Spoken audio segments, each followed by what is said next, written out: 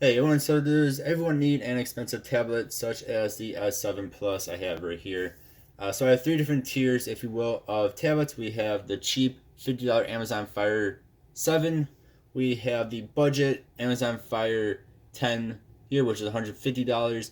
Then we have the more expensive Samsung Tab S7, or in this case S7 Plus. One I have here is over 1,000. This is actually the top line one of this. So we have a $50, $150, and over $1,000 tablets. Those are US prices. So I want to go through each of these and show what they are each good for, and then you guys can decide if you need a cheap tablet or if you need the most expensive tablet you can buy out there. Now these are all, of course, Android.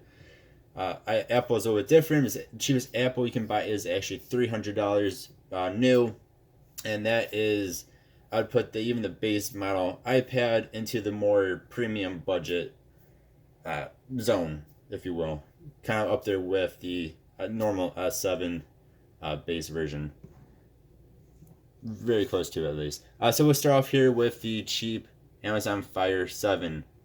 So this is good for basic web browsing. Show that off real fast.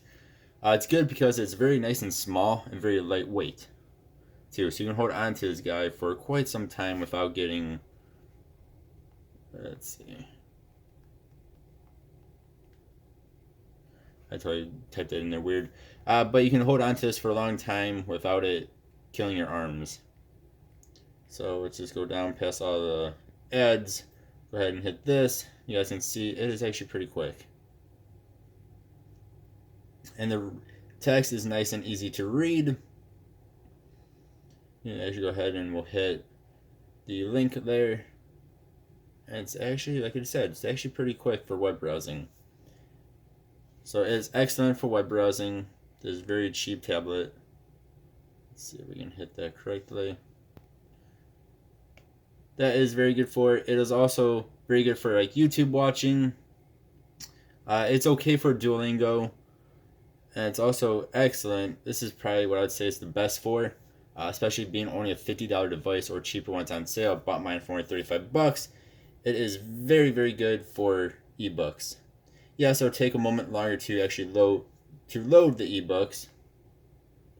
We'll load some Calvin and Hobbes here, but it's nice and colorful. Compare this to the actual e-readers, the Kindle e-readers, and you actually get color.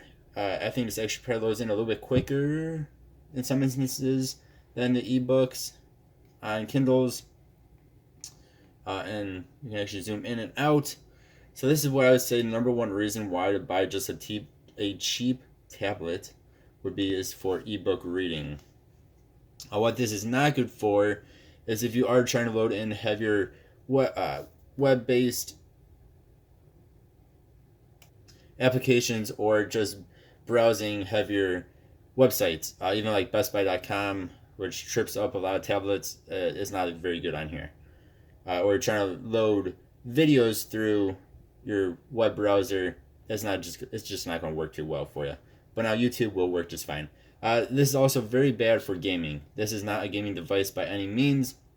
If you want any sort of gaming, you'll have to step up to a more budget, bit more expensive budget tablet like the HD 10 or even better HD 10 Plus or even the HD 8 Plus. So excellent for ebooks and pretty decent for web browsing. Then you step up to something like this Amazon Fire HD 10 or even better, the HD 10 Plus. It does everything the cheaper 7 will do, but better. And then you can also do some light gaming on here. Most games will be low graphics. Some games you might be able to do medium graphics. But we'll just do the same search here. So this should be a little bit faster than that is, but it'll also load in heavier websites than what that will do. That would be the biggest thing on this over that is you can load in websites a little bit faster and also load in heavier websites faster, as well as you can do a little bit of gaming on it. And then, of course, just like with that, the ebooks look very, very good on here, but now this is a bigger device, which means it's going to weigh more. So there's a different website, but you can see even with all these pictures, it loads in actually pretty well. Then this also does 1080 resolution, where this is not even HD at all. I want to say it's somewhere around 480. This is actually full HD display, and it looks pretty dang good for a $150 device. Again, the biggest thing is going to be you can do some very light gaming on this compared to a very cheap tablet like the 7. And then if you get a tablet such as like the Samsung Tab A8 or A7, you can do even more gaming and even maybe medium, maybe in some games high graphics, depending on what the game is. But that will of course cost you a bit more, but that's still a budget tablet. And again, if you're looking at the iPads, the base iPads, you can do pretty much any game you want in medium to high graphics, even on the base iPads. But then you're of course also talking about $300 here in the US or more. Then if you step up to a more premium device such as the S7, S8, or in this case the S7 Plus here, you can do pretty much anything you want to do on a tablet, including high-end gaming, and have really no issues with it. Any game I've thrown at this, I can do in either very high or max graphics. Most games will be max graphics that I have tried, and we have tried quite a few on here. So that'll be the biggest thing, again, when you step up from a budget tablet to a more premium tablet, is you can do high-end gaming. You can also do higher-end apps, even almost to the point of where this could theoretically replace a laptop, depending on what apps you need on a laptop. Of course, there are still apps you cannot get that you could get on a laptop. You cannot just get on a tablet yet.